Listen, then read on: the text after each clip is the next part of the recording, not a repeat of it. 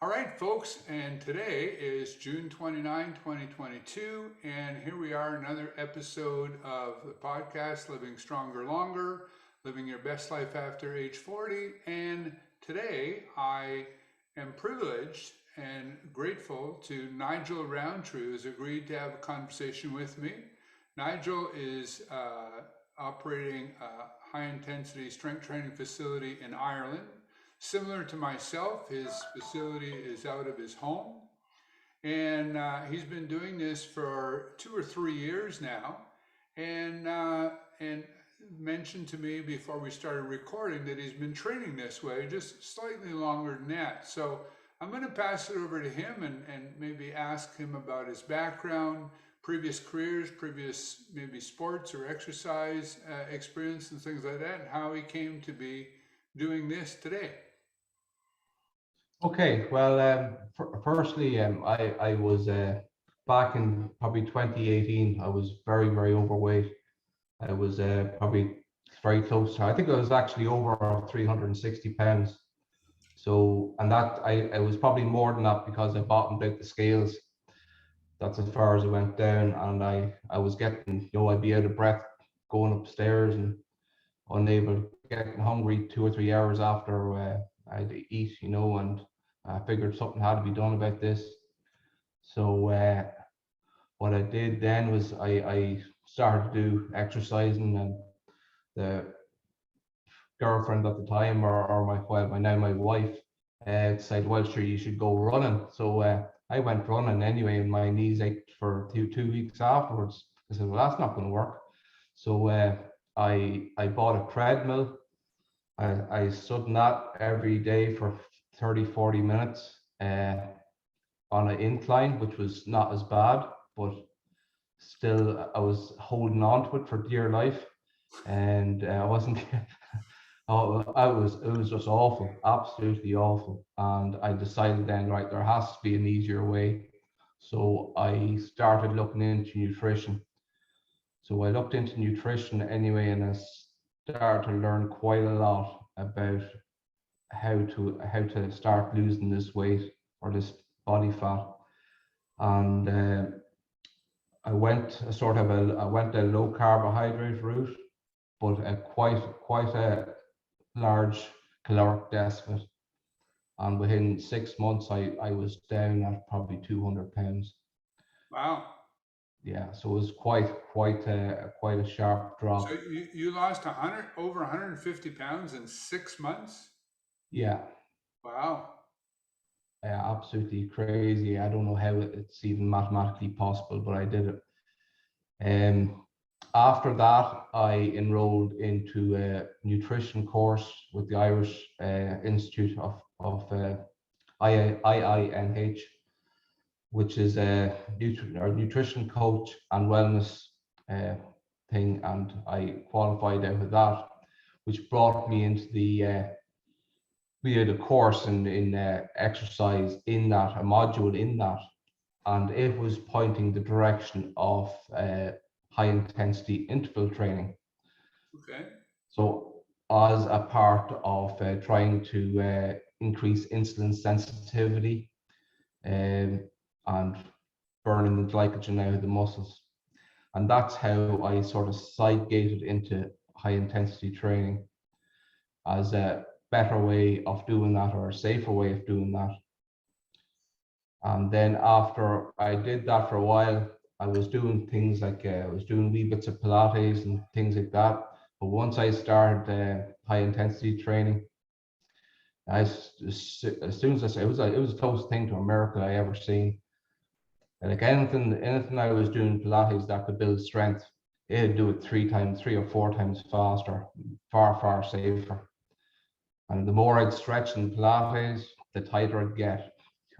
So what did you what was your first introduction? Did you run into a book, a friend told you about it, or on social media or the internet? I I actually thought it was either I came across the book Body by Science, or I came across a podcast from Lawrence Neal. Okay. It was one or the other. I can't exactly remember, or maybe both were in around the same time.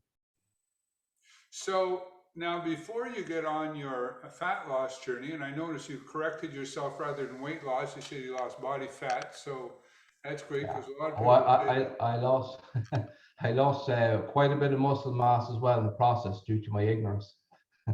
well, and well, when you lose that much that fast, I would Yeah, think that's somewhat inevitable. yeah, But uh,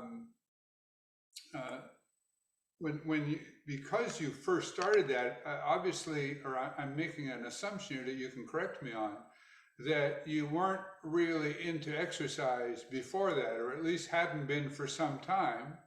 And it no, just the strikes last me that part of the issue, sorry to interrupt you, part of the issue all is with some people about keeping an open mind is if they have been doing a certain methodology for many, many years, they're maybe less open-minded, whereas you were still sort of finding your way, trying to find a better way. So you were more open-minded when you first read Body by Science or listened to a podcast by Lawrence Neal. yeah, yeah. I was very open-minded. Like when I read Body by Science, because of what I had learned in my nutritional course, I sort of have to know the way the body works. It just made perfect sense. You need to do anaerobic work to burn glycogen. Right. And that, yeah. So that's either you got two options: high intensity interval training or strength training with a decent amount of effort. Yeah, and of course, for viewers who may not be familiar, so high intensity interval training, my understanding is that you're doing some sort of steady state activity, be it running or cycling or whatnot, but instead of doing it for long, drawn out sessions, you will do a series of short sprints, anywhere from 30 seconds to a minute or something, take a little break, the interval, and then do it again 7 or 8 times.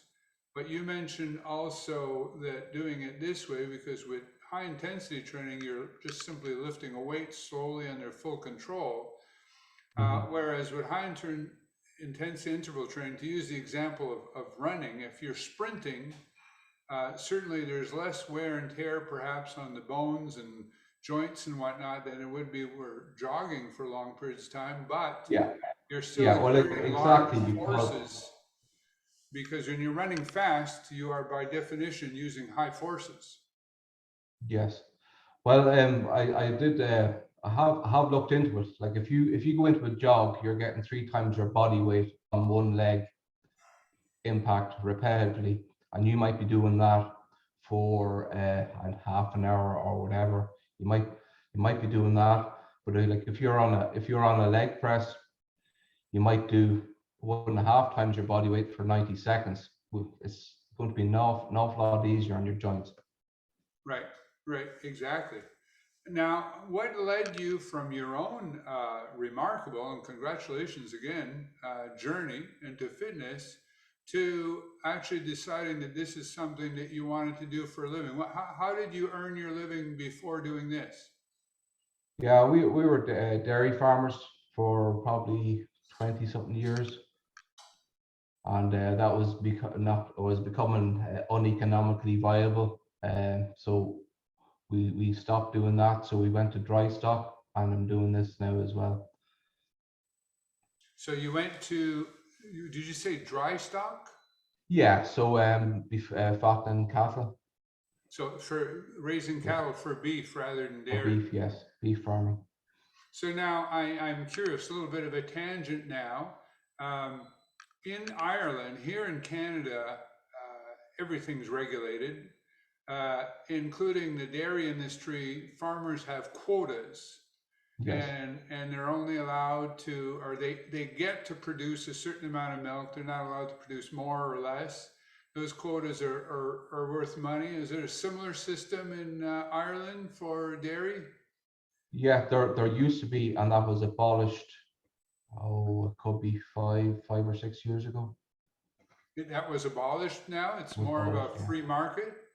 it was free market to a free market. Yeah, Now, but it is caused is more fluctuations. is unpasteurized milk legal to drink in Ireland? It's not illegal, but your insurance company won't want to take you on Okay. because they don't want to be liable for someone getting sick. So if I was in Ireland and I wanted to find a farmer to sell me unpasteurized milk, uh, I could do that. It's possible to find them, but if you were trying to start a business selling unpasteurized milk, you'd have hurdles to go through. Right. Interesting. So a little tangent, because I tend to think that nutrition-wise, unpasteurized milk is better than regular milk. And interestingly, alcohol, and now here in Canada, marijuana is legal, but you can't drink unpasteurized milk. So you've decided now you're raising beef cattle, and then you started to get some clients, and we were talking. You've got some really nice Med-X equipment, and I think I see a gluteator in the background there as well that I also have. Yeah, So I you've love got that some thing. great equipment. And so how did you go about finding clients, and now 2 years in, how's everything going in your business? Yeah, well, it's going okay. We got mostly friends and people I just associate with. Then would have older clients with aches and pains or certain issues. I got a good few of them, and they get great results. They might have a bit of sciatica or have trouble maybe not being able to do the things they like to do. So within a few weeks, we can start to turn that around fairly quickly. Yeah, so it's interesting. Many exercise instructors who utilize this methodology have said that their clientele is at least 50%, in many cases 70 or 80% of their clients are 60 years of age and older. And I had somebody say to me one day, who a wonderful, nice person, but doesn't use this methodology. And she said, meaning it as a compliment, what you do is great for old people. Oh, And I remember thinking to myself, and at the time, I wish I would have said it to her, because this person happens to have a number of injuries from previous things that she's done. Is that, young people are just old people waiting to happen type of thing. And the yeah, things that you do in your youth, be it practicing a sport or by doing unsafe exercise practices, come back to haunt you in your old age. And it's unfortunate that people tend to have to learn that the hard way. yeah, Uh, just aging in itself is hard enough on the body. I mean, just a normal wear and tear of everyday life, without getting involved with exercise practices that are unsafe. Now, in your area or in Ireland, are there other high intensity gyms? Are you an exception to the rule, or do you have competition in your area, or CrossFit There's or things like that? there's really no competition in the area. Lawrence Neal is in Galway, which is a 2-hour drive. Okay. Um, Other than that, I don't know of anyone other than 2 or 3 enthusiasts. Okay. Interesting. Yeah, so So, it's nearly unheard of.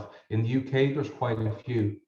In Ireland, there's only me and Lawrence, as far as I know. well, it's interesting.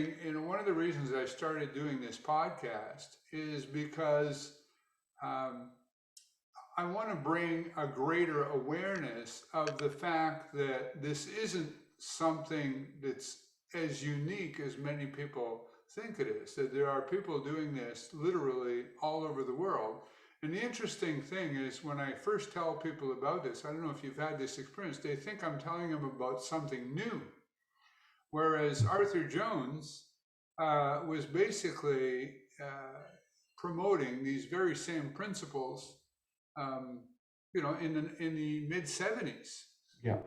So this really isn't new. The interesting thing is, a lot of the exercise research 30 years later is coming back to basically reinforce that Arthur Jones was way ahead of his time. Way, way ahead of his time. Yeah. So, and it's interesting. a lot of times, and I did a podcast recently with Doug McGuff, and the author or co-author of Body by Science, and he's pointed out something that many times scientific discoveries don't come originally from the scientific community. They come from what he referred to as tinkerers, people who just Yes. tinker with things and try different things out and whatnot, and come up with new ideas, new ways of doing things. And then later on, the scientific community may come along and explain why something works. And in some cases, I think they try to steal the idea and claim it was theirs in the first place. But many times it just comes from, for lack of a better word, lay people just tinkering with things. Yeah. I'd be a bit of a tinkerer myself. I love trying to modify another machine here or there and see if I can get a little bit more out of it and make it this resistance curve a little bit more effective, and I do bits and pieces like that. Yeah. So you mentioned now today, if I was coming to see you and fat loss was one of my goals, would you provide counseling for that, or do you stick with the strength training? If they pay for a pack of sessions, I will include it if it's paid up front. If not, if they're paying as they go per session, I will give them some loose guidance. I usually, the ones that pay for the package, I give them homework, and if they don't do it, it's their own thing. Right. Yeah, it's very difficult, what I've found anyways, it's very difficult to control what people do after they leave you, for that period of time.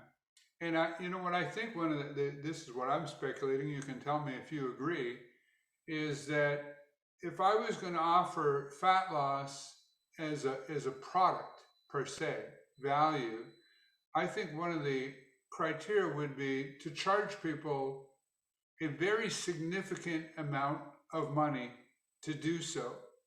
And the reason I say that is because I think the adherence to my instructions would be in direct relation to how much they would pay for it. Because if you don't charge anybody and you just give them advice, and of course, the only people who would sign up for it in the first place would be people who were truly committed to losing the fat.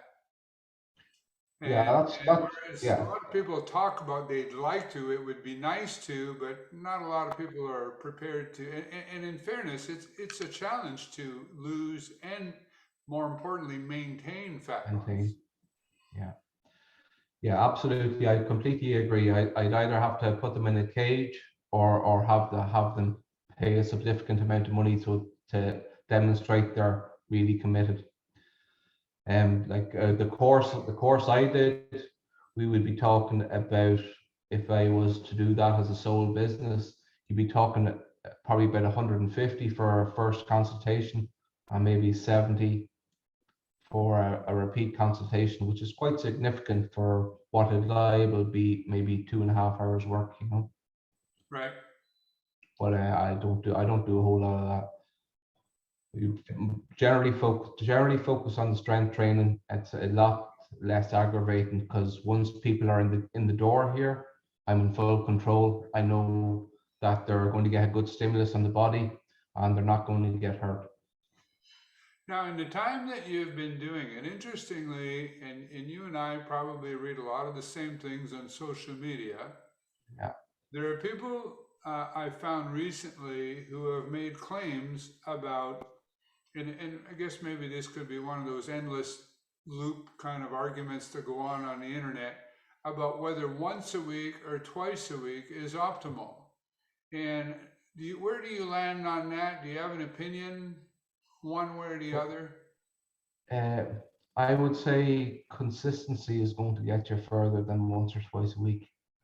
So what I would say is that there's 52 weeks in the year. If you did 50 sessions in the year, once a week is far better than doing 50 sessions in 3 months. Right. Okay, and then quitting, you mean? Oh, equipment, yeah. Right. Yeah. Well, like we'd often see here 8-week plans, 12-week plans, when they go on a severe calorie deficit, they do a whole lot of activity, and the 12 weeks is over and they go back to what they were doing before, and they're back to where they started within a few months.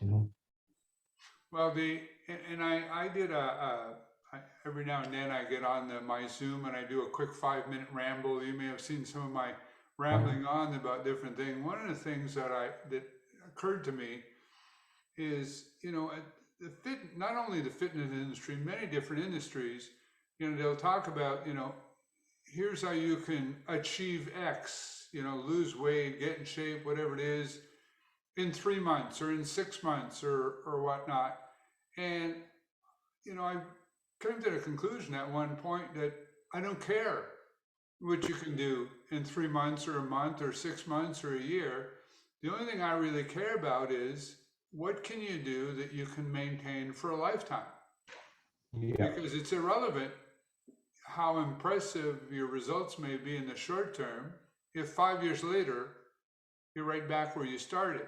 But I guess maybe that's not very sexy as a sales pitch or whatnot to do that. Yeah, well, usually like, the ones that do come in for fat loss, they have got vast expectations. But if now I don't agree with it, like you can do it very, very quickly, but you would want to be very, very dedicated. And even after that, you're going to have to find a way to keep that fat off, which is probably going to be more difficult than being so very rigid for 2 or 3, 6 months, whatever it is. Right, right. Now I noticed behind you, and I think that's a filing cabinet, you have a forklift strap. Yes. So, like yourself, I have a couple of those laying around. You're also using time static contraction Yes. with certain exercise. Maybe for those people who aren't familiar with it, could you explain for listeners what's meant by time static contraction and how these belts come into play?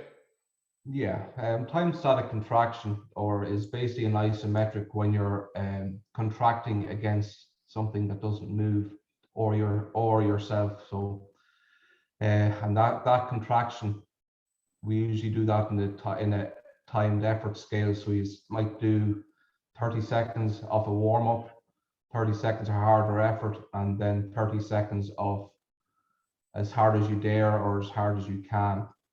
Now, I find them particularly useful if people have might have pain in a certain range of motion on a machine or a thing. I'd use it then, and hopefully over time we'd get them back into a movement style of exercise. Yeah, and I know yesterday actually I was talking with Andrew Bay, and I relayed to him an experience that I had is that during the pandemic I did a fair amount of training, and I still have some clients that I train on Zoom. But Mm-hmm. I did a fair amount of training with people on Zoom, and we were using time static contraction. And I sort of pepper in time static contraction into my own workouts with various Mm-hmm. exercise, but I rarely was doing an entire workout where the majority of it or all of it was time static contraction. And one day I decided, because I was sort of questioning whether my Zoom clients were getting good value, whether they were getting enough intensity. And so I decided one day, I'll say foolishly, tongue in cheek, I said, I'm going to do the workout along with you. So as you're doing it, I'm going to do the same thing. And Mm-hmm. about 4 exercises in, I remember thinking, I forget if I thought out loud and admitted it to the client or not, I thought, this was a really dumb idea because this is really hard. Really hard. Likely, I think, as intense, if not more intense, than using your Nautilus or your MedX machines, whatnot. It's incredible because a lot of people, if you're just looking at it, looks like, oh, how hard can that be? But when you experience it, it's incredibly intense. Yes, yeah, but that's only when you do it correctly. It's very intense. Sometimes I see clients and you're thinking, yeah, they're not trying very hard there, you know. But Yeah, yeah, that's a tough thing. It's a bit of an honor system, yeah. and, and it's hard to tell because some people are very stoic Hmm. and might very well be working quite hard, and you can't tell. And you know, and some people tend to be very expressive or whatnot. It seems that when they're working out, like the world is coming to an end, and Oh they yeah, may, and even those people may or may not be working as hard as their facial expressions and their and yeah. whatnot comes into play. So now, when you're working with folks, um, how do you instruction? I found one of the things is your choice of words when you're instructing people becomes really important because you're trying to help people to do something on a three-dimensional plane, but you know Hmm. you have to use the proper words to explain while at the same time having them stay calm and whatnot. So has it been a challenge getting people to understand, you know, that the purpose of this is not just to make weights go up and down, but to fatigue the muscles thoroughly? And how do you convey that to your clients? So, Yeah, I would generally say the exercise is not you doing something to the weights. The exercise is getting the weights to do something to you. So I would say it doesn't matter if it goes up or down. All you're trying to do with it is tire out that muscle. And the way to do that is by constant tension, and don't ever drop or ease off. Just keep going until you can't move it anymore, and then maybe a couple of seconds of trying after it stops ceases to move. right. But what I find is people get that, but then sometimes when they're about to fail, I notice that they start to worry about completing that last rep. Yes. And their behavior subtly changes, a little bit of a heave, a little bit of a shoulder coming up and whatnot. And then I'll find myself correcting them. I said, see, at the end there, you were caring too much about the rep, Yeah. as opposed to just pushing and not worrying about whether the weight moves or not. And of course it takes practice, right? People get Oh better. yeah. Yeah. I generally don't worry about the reps. I take the time and I say to them, the time doesn't care if you got the rep or not. You're gonna fail when you're gonna fail. If you try and bring in some other muscles that you're not particularly targeting to do the rep for you, you're not going to get anything out of that. That's a good point. I thank you for that because you're just giving me a bit of an aha moment here. Because you know, at one time, the idea was to simply measure time under load and ignore reps altogether. And I tend to measure both uh, because you know, I don't know. Later on, after the time under load, of course, with see, no matter what you do, you're going to find a way to cheat it, right? If you're just counting reps, you'll find a way to do reps. If I Yeah. just count time under load, then I can tend to spend a little more time in the easy part of the rep and Yes. stay out of the hard part of the rep. So either way, you can sort of, you know, and we tend to be ingenious uh, Oh yes. at finding ways to get around things. Yeah. So, Did you ever have a child in? Did pardon you me. ever did you ever put a child through an exercise routine? It's an ingenious way a child can manipulate the friction in the machine and try and cheat the way through the reps. Or put a child through? Is that? Child, yeah. Oh, yes. Yeah, no, I haven't done that. No. Yeah. Yeah, it's amazing how natural it comes to us or humans to find the easiest way to achieve that rep. Well, I think that in our everyday life, one of the things I explain to clients is that gravity has been training us since we were, you know, barely walking. And of course, if you're moving furniture around or doing any kind of physical labor, your body automatically will use either momentum, leverage, or both to make that easier, which makes sense from an energy conservation principle. Yes. Because if you are doing work, you're doing some of the farm work around the building and whatnot, you're not looking, in that case, you're not looking to make it harder, you're looking to make it easier and get the work done. Yeah. But when you're in your facility working out, your clients are working out, I basically say, now we're trying to do the opposite. We're trying to be as Yeah. inefficient as That's another way I describe it. I always say outside you're trying to make everything easy. In here we're trying our best to make it as hard as possible and safe as possible, of course. yeah. Well, that's one of the things too that I think is in the end, there's been various debates and there's people will point at this research or that research, and in my opinion, I don't know, I'll say my not so humble opinion, that most, I would say, the vast majority, in my opinion, of exercise research on strength training is very poorly done for a number of reasons that I could go into and go off on a tangent that I won't today. But these endless things about, whether, high volume or whatever is better and all this. But at the end, I think that the strength, the value of what we do is the sustainability over a long periods of time. Yes. Right? Regardless of that, because of the safety factor of it and because of the minimum time commitment that's involved, this is truly something, because most people, your clients, are probably not spending a whole lot more time in your facility than they are brushing their teeth in a week. Yeah. And most Yeah. people, I will say something on volume though. Like what is a volume? You see people do 3 sets of 10, it takes them 45 seconds. right, Half of that was with a very light weight.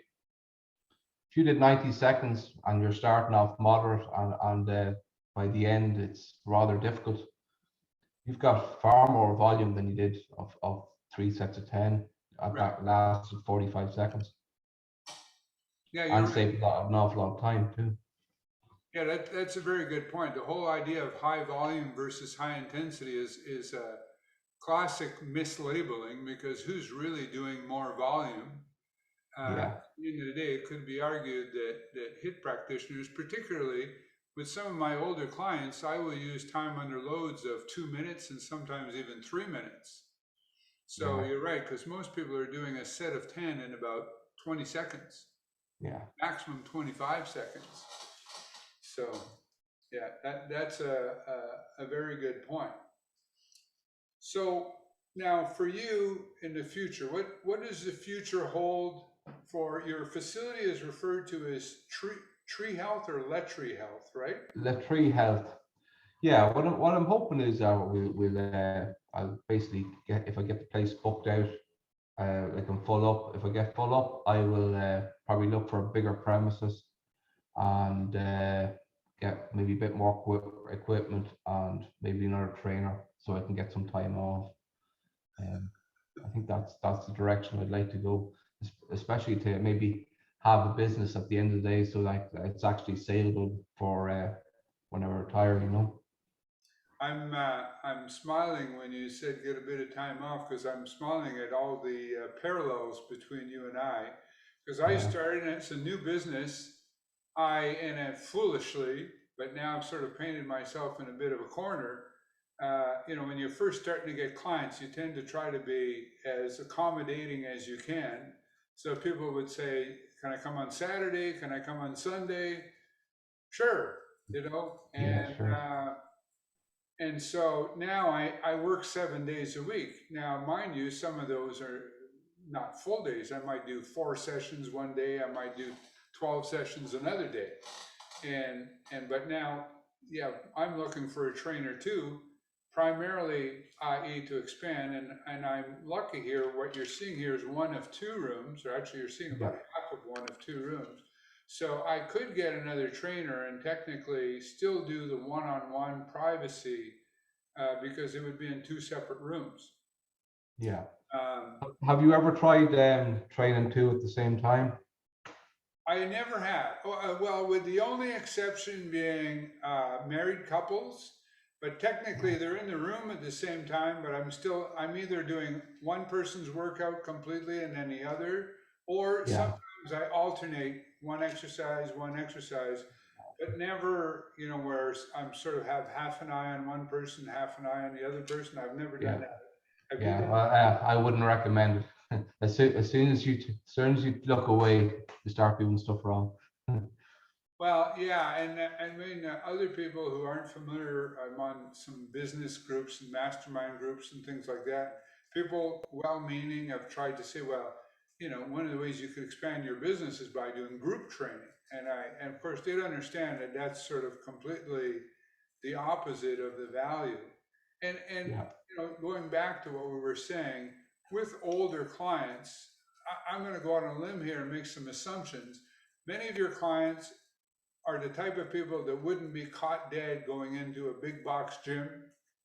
no, And if they did go in, they'd look at what they would think of these weird contraptions and think, I have no freaking clue what to do with this thing. yeah, And some of them maybe haven't worked out for a while, particularly some women might be self-conscious about their appearance. So for them, the privacy of, because they don't want to go and hang out with a bunch of, you know, people wearing spandex and doing all these various things, and then have a 22-year-old guy get him to jump up and down off boxes or whatever type of thing they're doing. So, yeah, yeah. I always wonder exactly are they trying to exercise jumping on a box? It seems like a whole lot of nothing to me. well, it's interesting. Doug McGuff said back in the 70s and the 80s, we had this guy named Arthur Jones who was creating these incredibly sophisticated exercise machines with Nautilus and MedX. And then here we are in 2020, and people are hitting tires with sledgehammers and flipping tires and swinging kettlebells around. So Yeah, the exercise has kind of gone backwards. And because yeah, yeah. It's actually quite funny that like if you're flipping tires and hitting with a sledge, that's kind of like manual labor. But if you worked in a tire place that sells tires, they would not let you do that. They tell you to use a forklift, use the machine for putting the tires on. It's not safe. Health and safety wouldn't let you do it. yeah, when I think of CrossFit, the one thing I will defend two things of CrossFit. One is they've done a great job of creating community, because I think Absolutely. that's part of the appeal of it.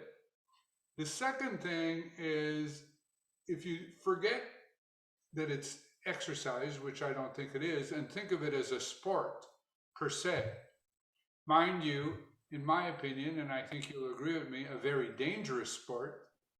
But some people choose to participate in very dangerous sport, whether it be, racing cars or playing rugby or things like that. And if they choose to do so, um, fully aware of the risk benefit ratio and knowing that, still choose to go ahead and do it, which I personally wouldn't be the choice that I make, with not my place to say other people's choices. And as long as they recognize it as a sport. Um, but, that's the other thing. I think part of the issue that causes a lot of confusion around exercise is the melding of the words sports and exercise together, right? Yeah, Or, Ken Hutchins, recreation versus exercise. yeah, yeah. Yeah. Sports and exercise are not the same thing. And I don't know what the culture is like in Ireland. I would think now in Ireland, going out and maybe revealing my ignorance here, but soccer or football would be a major. Yeah, soccer, and Gaelic football, probably the main two. Yeah, and And here, Gaelic football is quite a rough sport. and here in Canada, it's kind of like if your son grows up to be a hockey player, that's like a big thing of pride and a source of pride and things like that. or for that matter, any sport where your son or daughter excels in a certain sport at a high level, and people, in my opinion, over glorify. If your son simply graduates from, business course or becomes a great welder or does these type of things, that's kind of like, well, that's pretty good. But hey, so and so's kid is playing for such and such. And I find that while I still will concede that sports have value in teaching teamwork and things like that, that, most of these kids are wrecking their bodies. And the vast majority of them will never achieve prominence, but they will achieve the injuries that come with Yeah. playing these rough sports. Yeah, I like because I'm basically from a farming background. Like we were seeing our parents, they would have done a lot of manual labor and accrued a lot of wear and tear on their bodies. When they retire or semi-retire, as they get their muscles start to shrink, get sarcopenia, all those aches and pains start creeping in, and there's very little options for them to try and build themselves back up again. But that wear and tear is nearly always going to be there. You can only help it a bit. Right. Well, and that's the other thing is the belief that activity is good and more activity is better. Yeah, but And there's wear and tear, like the impact, the softening of the cartilage between the joints, the exposure to osteoarthritis. It's not worth it. And a lot of people there, they might be doing running or whatever sport. They're thinking they're burning a whole bunch of calories. They're not. They're just wearing those joints out. well, and I think it's interesting. We were talking earlier about how things have gone backwards. Now, and I think, I mean, it's a good problem. I call it a good problem. Kids these days, they call them, these are first world problems. Is that if you are absolutely sedentary, Oh then going yeah, from sedentary to some activity will be beneficial. yeah. But soon after, the point of diminishing returns is quickly reached. And then soon Mhm. after that, you go from just diminishing returns to actual damage. Because the truth is, as we get older, we're going to have wear and tear. I mean, unless you've been lucky enough to work in a desk job and just do strength training safely as your main source, you're going to have wear and tear on your body. And just getting older will bring its share of aches and pains. Yeah, But yeah. people, and I've witnessed. I remember hearing somebody. I belong to a public speaking organization called Toastmasters. I don't know if Toastmasters is a thing in Ireland as well. It's not, but I think I know what it is. Yeah, Yeah. So, and this one person was describing how they ran marathons in the past, but hadn't been able to run marathons for a couple of years because she'd had both knees operated on. yeah, But part of her talk was how she was recouping nicely and was hoping that by, I forget now, next year, the year after, she was hoping to be able to run another marathon. And I yeah, remember thinking to myself, people cheered her on for her courage and her dedication. yeah, And I remember thinking, this is nuts. This is how you ruined your knees in the first place, and you've yeah, already got a plan in place to go back and do it again. yeah. But many personal trainers are out there with shoulder operations and knee operations, and their clients never stop to think, well, if he did that doing this sort of exercise, or she did that doing this sort of exercise, what am I in for doing the same thing? Yeah. Well, I was listening to one particular, I don't know, I'm sure on the internet. Have you ever listened to Peter Attia? Yes. So Peter Attia, I kind of lost a little bit of faith in him when I saw him doing a thing on balancing, and he was talking about using Bosu balls and things like that. But the other Yeah. thing is he was talking about some of the things he does, shoulder hangs and farmer's walks and things like that. And as he was doing the podcast, it came out that he was just 2 days out from getting shoulder surgery. And I'm thinking to myself, all right, hang on here, this guy, you know, and I first started listening, and don't get me wrong, I think he probably has done a lot of research and has a lot of knowledge in a lot of other areas, but it occurred to me that, you know, he was missing. I mean, you just had a shoulder injury. Yeah, yeah. Well, you can't have the assumption that so any one person knows everything about everything. You know, Right. maybe it's not really his field. Yeah, that's fair. And somebody pointed out to me somebody that I should listen to on the internet, and I said, "Well, I did listen to him one time, and I frankly was not impressed." And he pointed out to me sometimes, Rick, you have to separate the wheat from the chaff.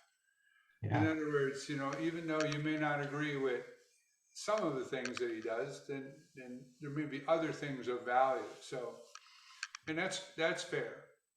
So, yeah, um, for you, you mentioned eventually expanding to another larger facilities, getting more machines, whatnot. Now, part of it, as you say that, one of the things I like about working from home, which is you and I both do, is our hmm overhead is negligible. yes, And whereas I've thought about the idea of expanding and going someplace else and whatnot, I think, well, wait a sec here. I kind of, I got no overhead. I got whatnot. All of a sudden, I've got a lease. I've got employees. I've got things like that.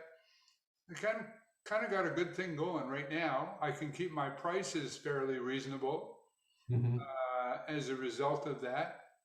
So, have you given that sort of thought? And of course, if you get another pandemic and they shut you down, then that's another yeah, consideration because your lease payment doesn't go away.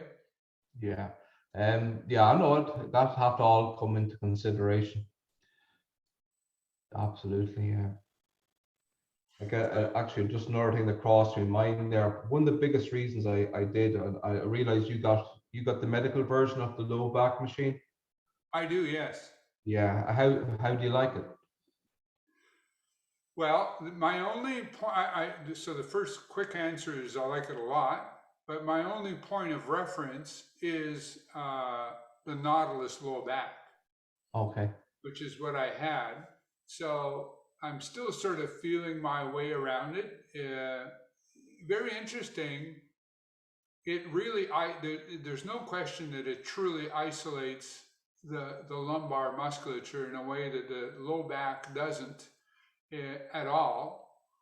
But it's a relatively easy exercise. And what I mean by easy is, you know, when you get up from a set of leg presses, your heart's Yeah. pounding and you're breathing like a locomotive, and you know you've worked big, strong muscles. When you get up from the lumbar machine, you know your lumbar have worked, but it's actually the multifidus muscle that it targets are actually a Mhm. very small muscle.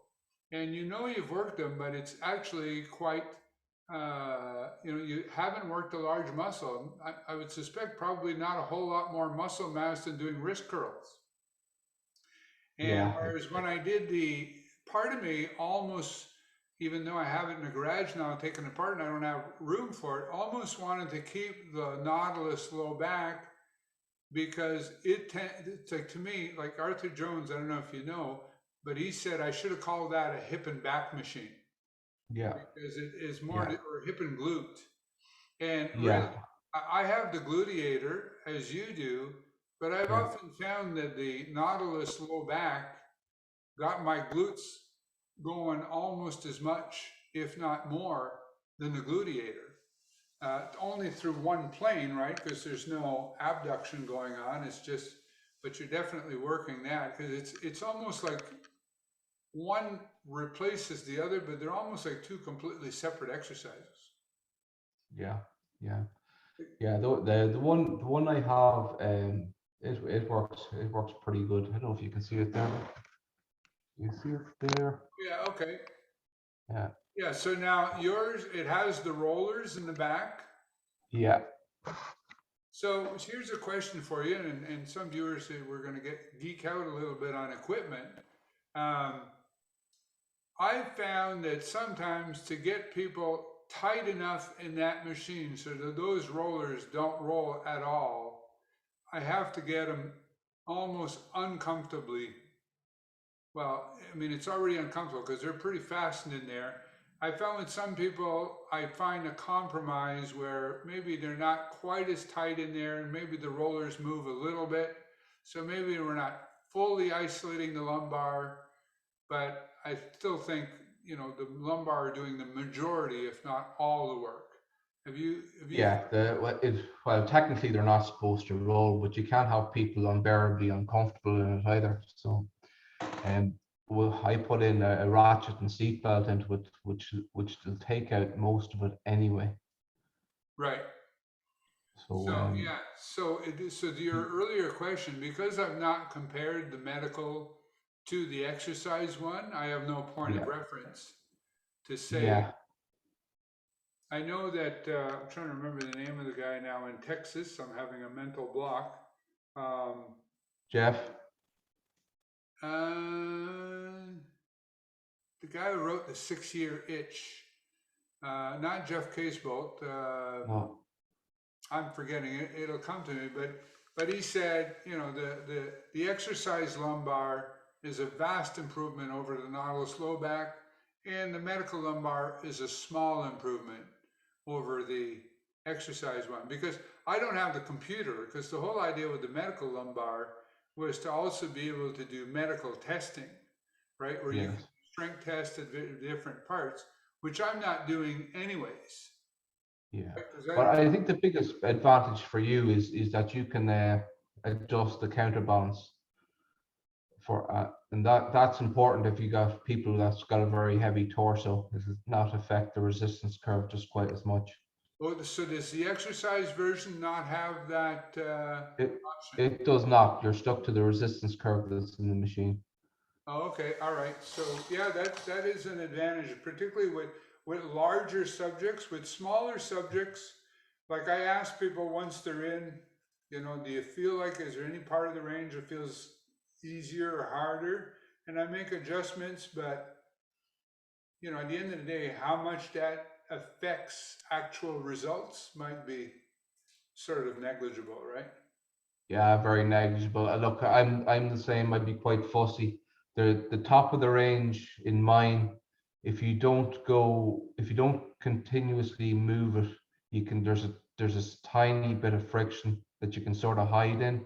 So you need to make sure it's definitely moving smoothly. And then the harder bit is at the bottom, and you definitely want to go slowest through that, and a very, very, very slow turnaround. Yeah. So anyway, listen, I really appreciate your taking the time today. And if you could do me a favor and send me through email or through Messenger uh, Yeah. all ways that people could reach out to you, your Facebook page, your email if you choose to, other social media so that people can reach out. And of course, what I'm going to do with this is I'm going to put out shortly the video version of it, Mhm. which won't have a whole lot of additional stuff, but down the road, it's going to be an audio podcast and we'll have more information to it. And that'll be on Spotify, Apple, and all those other audio or podcast things. Yeah. So if you could send me that, I'll include that in the notes as well. Yeah, that's all right. I did. What I was going with that, talking about the low back, was I did have a low back issue, and that was one of the biggest reasons I got the machine. And between that and the gluteator, there's only a small hint of that. Whereas previous to that, no matter how much exercise I did before I had those machines, I would be stuck in bed 3 or 4 times a year. Oh, there. Now, do you tend to do the gluteator and the lumbar in the same workout? Generally do. I would usually use the glutator before the low back, so that my glutes will be less able to Oh, try to assist. that's a good I point. would say try to assist because it can't. Right. Yeah, that's a good point. Cool. All right. Well, I wish you the very best, sir, and I will get this video off to you so that you can share it in your social media as well. Okay, that's perfect. Thank you very much, Richard. Thanks for having me. My pleasure. Bye for now. Bye for now.